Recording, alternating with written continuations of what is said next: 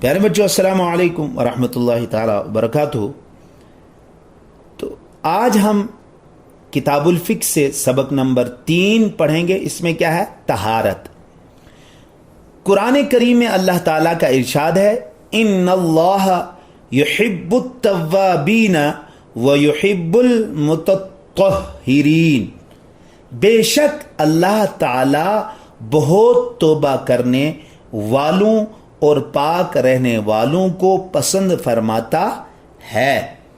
रसूलुल्लाह सल्लल्लाहु अलैहि वसल्लम ने इरशाद फरमाया, जन्नत की कुंजी नमाज है और नमाज की कुंजी तहारत।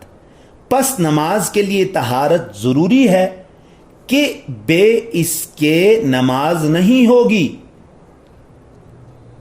अहकाम फिक्र, तहारत की 2 किस्में हैं। तहारत की, ये अहकाम फिक्र है। ये अहकाम फिक्र क्या है?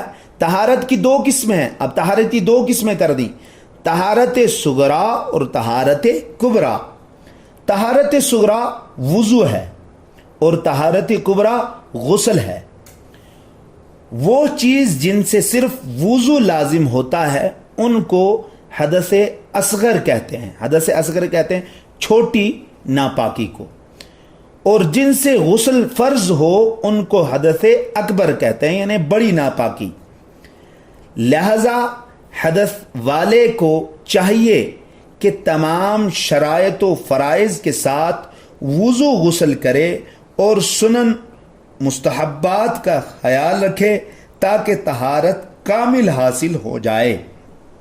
इन चीज़ों को ध्यान में रखता है, सुनन को और मुस्तहब्बात को आप ध्यान में रखते हुए जब गुस्ल करेंगे तो फिर आपको कामिल तहारत हासिल होगी, यानी मुकम्मल तहारत हासिल होगी। जैसे तहारत में यकीन है, जिसे तहारत में यकीन है और नापाकी में शक है, जिसे तहारत में यकीन है और नापाकी में शक है, तो वो पाक है।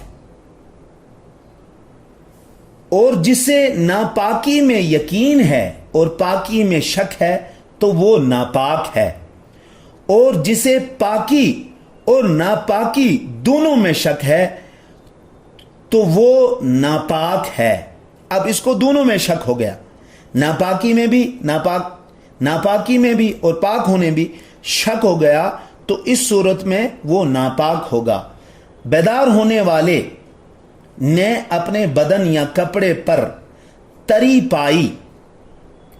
क्या पाई? यानी जो सोया हुआ है वो जब जागा तो जागने के बाद उसने अपने कपड़े को तरी, यानी तर हुआ, गीलापन पाया, जिसके मनी या मजी होने का इसे यकीन या एहतमाल हो। यकीन या एहतमाल हुआ तो गुस्ल वाजिब है। तो इन दोनों सूरतों में अगर इसको ये शक है मनी और मजी होने का, तो यानी ये बिल्कुल यही है, इसको यकीन कामिल है, तो इस पर गुस्ल क्या होगा? वाजिब होगा। अगर ये अगरचे ख्वाब या दाना हो और अगर यकीन है ये ना मनी है ना मजी, बल्कि पसीना या पेशाब या वदी या कुछ और है, तो अगरचे एहतलाम याद हो, गुस्ल वाजिब नहीं। तो इस सूरत में गुस्ल वाजिब नहीं होगा। और अगर मनी न होने पर यकीन करता है और ना मजी का शक है, तो अगर ख्वाब में एहतलाम होना याद नहीं तो गुस्ल नहीं, वरना है। अगर एहतलाम याद है मगर उसका कोई असर कपड़े वगैरह पर नहीं, गुस्ल वाजिब नहीं। समझ में आ रही बात? और अगर किसी ऐसे बिस्तर पर मनी पाई गई जिस पर 2 शख्स सो रहे थे, तो इन दोनों पर गुस्ल वाजिब है। इन दोनों पर क्या है? गुस्ल वाजिब है। अगर सोने से पहले शहवत थी, आला कायम था, अब जागा और इसका असर पाया اور مزی ہونا غالب گمان ہے اور احتلام یاد نہیں تو غسل واجب نہیں. اب اس صورت میں غسل واجب نہیں ہوگا جب تک کہ اس کا منی ہونے کا ظن غالب نہ ہو، اور اگر سونے سے پہلے شہوت ہی نہ تھی یا تھی مگر سونے سے قبل دب چکی تھی اور جو خارج ہوا تھا صاف کر چکا تھا تو منی کے ظن غالب کی ضرورت نہیں بلکہ محض احتمال منی سے غسل واجب ہوگا. اب اس صورت میں غسل کیا ہوگا؟ واجب ہوگا. یہ مسئلہ کثیر الوقوع ہے اور لوگ اسے غافل ہیں. ہم لوگ اسے بہت کم جانتے ہیں اور اس کا خیال ضرور چاہیے. اس کا خیال کیا، اس کا علم ہمیں ضرور چاہیے. جس کو نہانے کی ضرورت ہو اس کو مسجد میں جانا، طواف کرنا، قرآن مجید چھونا، اگرچہ اس کا سادہ حاشیہ یا جلد یا چولی چھوئے یا بے چھوئے دیکھ کر یا زبانی پڑھنا یا کسی آیت کا لکھنا یا آیت کا تعویذ لکھنا یا ایسا تعویذ چھونا یا ایسی انگوٹھی چھونا یا پہننا جسے مقطعات کی انگوٹھی، جیسے مقطعات کی انگوٹھی حرام ہے.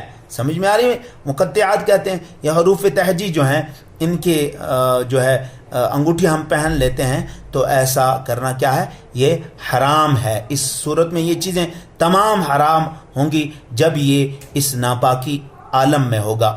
اگر قرآن عظیم جزدان میں ہو تو جزدان پر ہاتھ لگانے میں حرج نہیں. اگر قرآن پاک کے اوپر غلاف لگا ہوا ہے یا اس میں، تو اس میں ہاتھ لگانے میں حرج.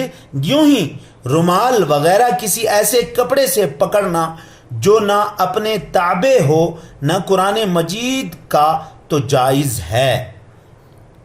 کرتے کی آستین، دوپٹے کی آنچل سے یہاں تک کہ چادر کا ایک کونا اس کے مونڈے پر ہے دوسرے کونے سے چھونا حرام ہے. یہ سب اس کے تابع ہیں جیسے چولی قرآن مجید کے تابع تھی. سمجھ میں آ رہی بات؟ تو اب ہم کیا پڑھیں گے؟ یہ اس کا الفاظ معنی پڑھیں گے. طہارت صغریٰ کے معنی چھوٹی پاکی، حدث اکبر بڑی ناپاکی، سنن سنت کی جمع ہے، ظن غالب احتمال کامل یقین کامل ظن غالب کو کہتے ہیں، مقطعات حروف تہجی ہیں. تو پیارے بچوں اب ہم سوالوں کے جواب پڑھیں گے اور ان کو اچھے طریقے سے جو ہے ہم یاد کریں. تو سوال نمبر 1 ہے، اللہ تعالیٰ کن لوگوں کو پسند فرماتا ہے؟ تو آپ نے اس کے جواب میں لکھنا ہے، بے شک اللہ تعالیٰ بہت توبہ کرنے والوں اور پاک رہنے والوں کو پسند فرماتا ہے. کوشچن نمبر 2 ہے، طہارت کے متعلق رسول اللہ صلی اللہ علیہ وسلم نے کیا ارشاد فرمایا؟ رسول اللہ صلی اللہ علیہ وسلم نے ارشاد فرمایا، جنت کی کنجی نماز ہے اور نماز کی کنجی طہارت، پس نماز کے لیے طہارت ضروری ہے کہ بے اس کے نماز نہیں ہوگی. کوشچن نمبر 3، طہارت صغریٰ اور طہارت کبریٰ سے کیا مراد ہے؟ طہارت صغریٰ وضو ہے اور طہارت کبریٰ سے مراد غسل ہے. نمبر 4، حدث اکبر سے کیا لازم ہوتا ہے؟ حدث اکبر سے غسل فرض ہوتا ہے. حدث اکبر سے غسل فرض ہوتا ہے. نمبر 5، جس شخص کو پاکی میں شک اور ناپاکی میں یقین ہے تو اس کے لیے کیا حکم ہے؟ تو اس کے لیے غسل کرنا فرض ہے. آپ کو جواب لکھنا، اس کے لیے غسل کرنا فرض ہے.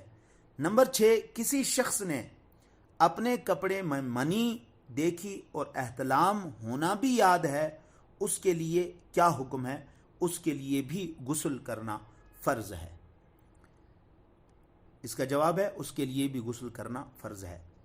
نمبر 7، کسی شخص نے بستر پر منی پائی جس پر 2 شخص سوتے تھے تو اس کے لیے کیا حکم ہے؟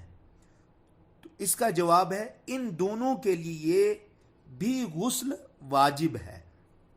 نمبر 8، اس شخص کے لیے کیا حکم ہے جو سو کر اٹھا تو اس نے تری پائی جس کے اسے منی یا مزی ہونے میں شک ہے اور احتلام ہونا بھی یاد ہے، تو اس صورت میں بھی اس پر غسل واجب ہوگا۔ اس کا جواب ہے کہ اس صورت میں بھی اس شخص پر غسل واجب ہوگا۔